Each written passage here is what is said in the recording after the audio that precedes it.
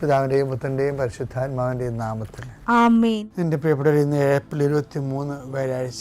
അമ്മേ പരിശുദ്ധ അമ്മേ, അമ്മേ പരിശുദ്ധമേ, ദൈവമാതാവേ, കൃപാസനത്തിലൂടെ ഞങ്ങൾക്കും ഞങ്ങളുടെ ദേശത്തിനും അമ്മ മധ്യസ്ഥം തേടിത്തന്ന എല്ലാ അനുഗ്രഹങ്ങൾക്കും കൃപകൾക്കും ഞങ്ങളിപ്പോൾ ഹൃദയം നിറഞ്ഞ നന്ദി പറയുന്നു.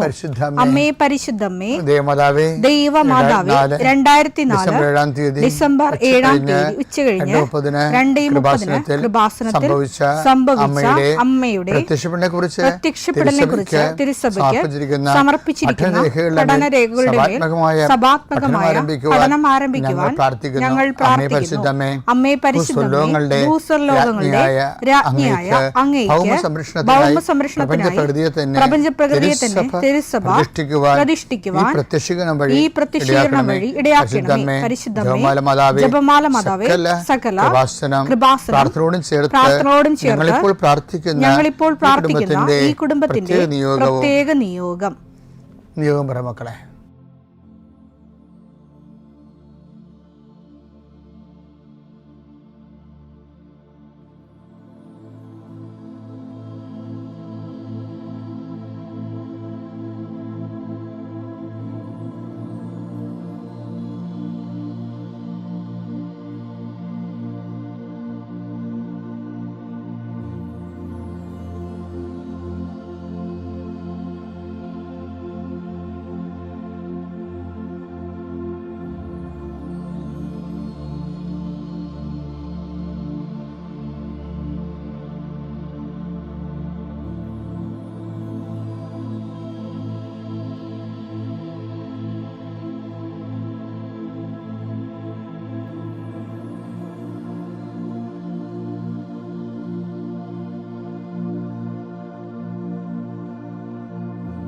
അമ്മയുടെ പ്രത്യക്ഷീകരണത്തിന്റെ ഈ അനുഗ്രഹവേളയിൽ ഞങ്ങൾക്ക് സാധിച്ചു തരുവാൻ കനിയണമേ.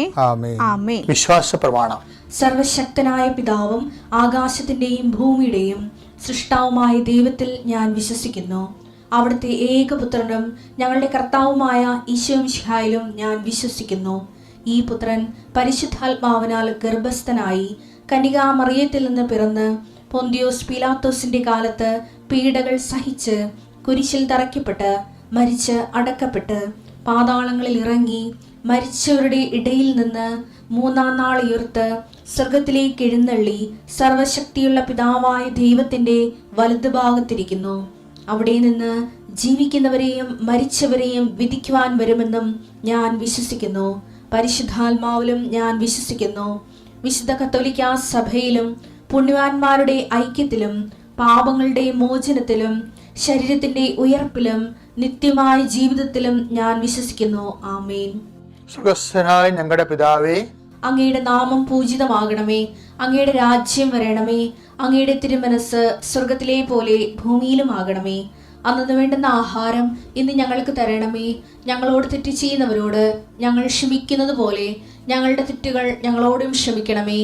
ഞങ്ങളെ പ്രലോഭനത്തിൽ ഉൾപ്പെടുത്തരുതേ, തിന്മയിൽ ഞങ്ങൾ രക്ഷിക്കണമേ. ആമേൻ. നന്മ നിറഞ്ഞ മറിയമേ, സ്വസ്തി. കർത്താവ് അങ്ങയുടെ കൂടെ സ്ത്രീകളിൽ അങ്ങ് അനുഗ്രഹിക്കപ്പെട്ടവളാകുന്നു. അങ്ങയുടെ ഉദരത്തിൻ ഫലമായി ഈശോ അനുഗ്രഹിക്കപ്പെട്ടവനാകുന്നു. പരിശുദ്ധ മറിയമേ, തമ്പുരാന്റെ അമ്മേ, പാപികളായ ഞങ്ങൾക്ക് വേണ്ടി ഇപ്പോഴും ഞങ്ങളുടെ മരണസമയത്തും തമ്പുരാനോട് അപേക്ഷിക്കണമേ. ആമേൻ. കർത്താവേ, നിന്റെ ഉന്നതമായ നാമത്തിന് സ്വസ്ഥം ചെയ്യുന്നു. കർത്താവേ, നിന്റെ വിശുദ്ധ പൗരോഹിത്യത്തെ നീ മഹത്വപ്പെടുത്തണം. കർത്താവേ, സഭയിലുള്ള സാന്നിധ്യം നീ പ്രകടമാക്കണം. ഞാനെപ്പോഴും ഇങ്ങനെയാണ് പ്രാർത്ഥിക്കണം. ഈശോയെ, സഭയിലുള്ള നിന്റെ സാന്നിധ്യം ഞാൻ 100 വട്ടം കണ്ട് അനുഭവിച്ച 10,000 മനുഷ്യരിൽ അനുഭവേദ്യമായ സഭയിലുള്ള നിന്റെ സാന്നിധ്യം. കർത്താവേ, ഈ ദിവസം വെളുപ്പാങ്കാലത്ത് എഴുന്നേറ്റിരുന്നത് കൂടുന്നവരുണ്ട്. സമയം രാവിലെ ഇപ്പോൾ കിട്ടാത്ത കാരണം പിന്നീട് കൂടുന്ന മക്കളുമുണ്ട്. ആരായാലും ശരി കർത്താവേ, അവരെ നീ ആശീർവദിക്കണം. ഇന്നത്തെ ദിവസം അവരുടെ അശ്രദ്ധ കൊണ്ടായിരിക്കും ചിലപ്പോൾ സമയത്ത് അവരത് ഓർത്ത് കാണത്തില്ലായിരിക്കും. പക്ഷെ അകപ്പെട്ടു പോയി. അങ്ങനെയുള്ളവരെ കർത്താവ് ശിക്ഷിക്കരുത്. നീ അവരെ കരുണയോടെ ആദ്യതയോടെ നീ പാതാളങ്ങളിൽ ഇറങ്ങിയ ദിവസമാണ്. ഞങ്ങൾ വിശ്വാസ പ്രമാണത്തിൽ 8 പറയുന്നുണ്ട്. അവൻ മരിച്ചു 3-ാം ദിവസം ഉയർത്തെഴുന്നേറ്റ് അവൻ പാതാളങ്ങളിൽ ഇറങ്ങിയെന്ന്. അത് ഈശോയെ, മനുഷ്യൻ്റെ അകപ്പെട്ടു പോയ ഇടങ്ങൾ തോറ്റ് പരീക്ഷയുടെ പാതാളത്തിൽ പോയ ആൾക്കാരുണ്ട്. ഇൻ്റർവ്യൂവിന് തോറ്റ് വിസ പ്രോസസ്സിങ്ങിൽ പെട്ടുപോയവരുണ്ട്. അതിൻ്റെ ഒരു പാതാളം നിങ്ങളുടെ മുമ്പിലുണ്ട്. ഓരോ ബിസിനസ്സുകൾ, ഓരോ കച്ചവടങ്ങൾ നഷ്ടം വന്ന് നഷ്ടത്തിൻ്റെ പാതാളത്തിൽ പോയ ആൾക്കാരുണ്ട്. ഈശോയെ, രോഗങ്ങൾക്ക് മരുന്ന് കഴിച്ച് ഓപ്പറേഷൻ ഡോക്ടർ തന്നെ പറയുന്നു ഓപ്പറേഷൻ ചെയ്താലും ശരിയാകുമെന്ന് അറിയത്തില്ലെന്ന് പറയുമ്പോൾ രോഗത്തിൻ്റെ പാതാളത്തിൽ അകപ്പെട്ടവരുണ്ട്. ഈശോ, ഓരോ രാജ്യങ്ങളിൽ മെഡിസിനൊക്കെ എടുത്തിട്ട് തിരിച്ചു വന്നിട്ട് ഇന്ത്യൻ പരീക്ഷ എഴുതിയിട്ട് തോറ്റുപോയവരുണ്ട്.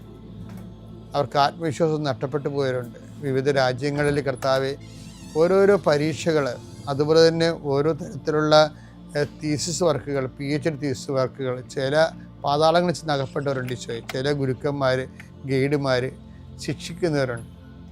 മാനസികമായ പലതരത്തിലുള്ള സാഡിസ്റ്റുകളായിട്ടുള്ളവരുണ്ട്. ഈശോയെ, അങ്ങനെയുള്ള പാതാളങ്ങളിൽ ചെന്ന് അകപ്പെട്ടവരുണ്ട്. ഈശോയെ, ഇതുപോലെ ഓരോ വിഷയങ്ങളും മനുഷ്യൻ അനുഭവിക്കുന്ന സാമ്പത്തിക ചില കടങ്ങൾ, ചിലയിടത്ത് കൊണ്ടുപോയി പണയം വെച്ചിട്ട് അവസാനം നമ്മുടെ കിഡ്നി വരെ വിറ്റാലും തീരാത്ത അവസ്ഥയിൽ പുതിയ പലിശക്കടങ്ങൾ വന്ന് പാതാളത്തിൽ അകപ്പെട്ടവരുണ്ട്. ഈശോയെ, ഈ ദിവസങ്ങളിൽ നീ പുനരുത്ഥാനത്തിൻ്റെ ഭാഗമായി പാതാളത്തിൽ ഇറങ്ങിയ ദിവസമാണ് ഈശോയെ. മനുഷ്യൻ്റെ എല്ലാ പാതാളങ്ങളിലേക്കും, കല്യാണം കെട്ടാതെ വയസ്സായി നരച്ചു പോയി, കുഞ്ഞുങ്ങളില്ലാതെ നിന്ന് കുഞ്ഞുങ്ങൾക്ക് വേണ്ടിയുള്ള മോഹങ്ങളും പോയി, അങ്ങനെ പാതാളത്തിൽ അകപ്പെട്ടവരുണ്ട്. ഈശോയെ, നീയാണ് പുനരുത്ഥാനം, നീ മാത്രമാണ് പുനരുത്ഥാനം. ഞങ്ങളുടെ എല്ലാ നഷ്ടപ്പെട്ട പ്രതീക്ഷകളും,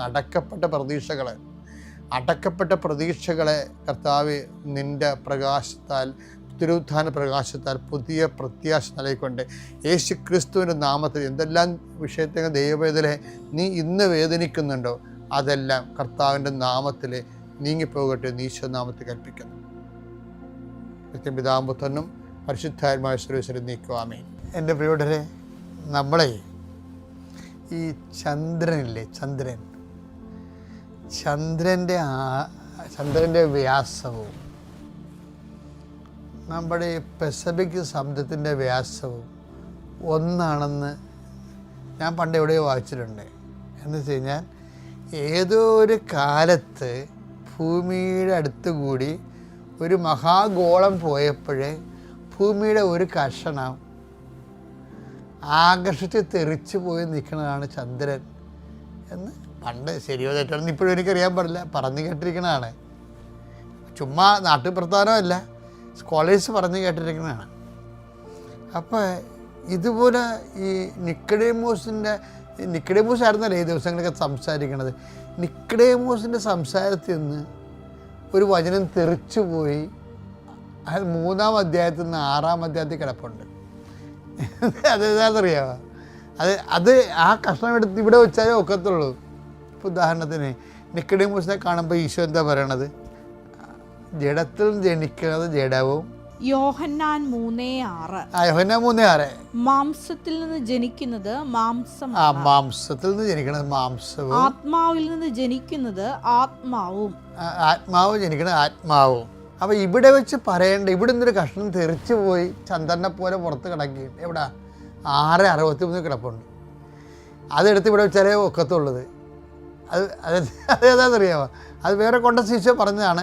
പക്ഷേ ആത്മാവാണ് ജീവൻ നൽകുന്നത്. ജഡത്തിൽ നിന്ന് ജനിക്കുന്ന ജഡവും ആത്മാവിൽ നിന്ന് ജനിക്കുന്നത് ആത്മാവും എന്ന് പറഞ്ഞാൽ 3:6. ഇനി 6:63 എന്താണ്? ആത്മാവാണ് ജീവൻ നൽകുന്നത്. ആത്മാവാണ് ജീവൻ നൽകുന്നത്.